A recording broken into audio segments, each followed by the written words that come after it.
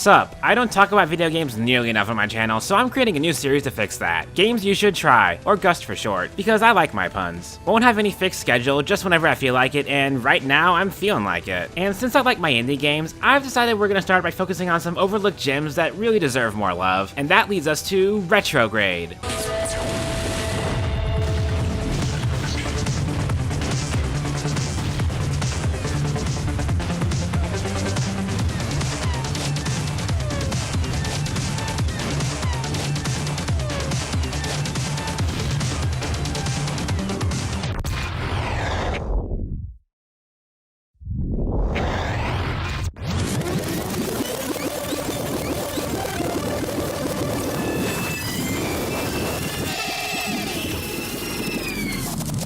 Retrograde is a shmup in reverse. The space-time continuum broke, so you've got to unshoot all your bullets and undodge all the enemy's fire to prevent time from unraveling completely. Or at least, that's what it says on the tin. Really, it's more of a rhythm game with a shmup aesthetic. Everything moves to the rhythm of the music. It's got the 5-lane setup like, say, Guitar Hero. Hell, guitar controller support is even built into the game. And like any good rhythm game, the soundtrack's full of bops.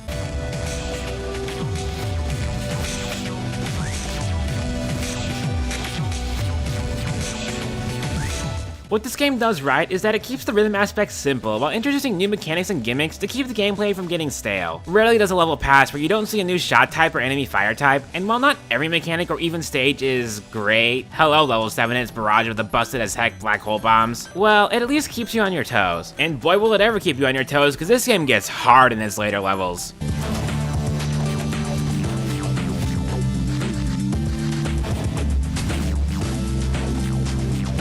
And yet, like, each level has such a smooth difficulty curve, on top of the entire game's difficulty ramping up at just the right speed so that it's never completely overwhelming, never unfair. After not touching this game for over 7 years, I dove right into the hardest difficulty without a second thought, and I was still able to blow through the entire campaign in under an hour without failing even once. Though by the keratin of my beak in more than a few places. It's a really satisfying, rewarding challenge, and with every stage feeling unique, it never gets boring or repetitive even when you do struggle.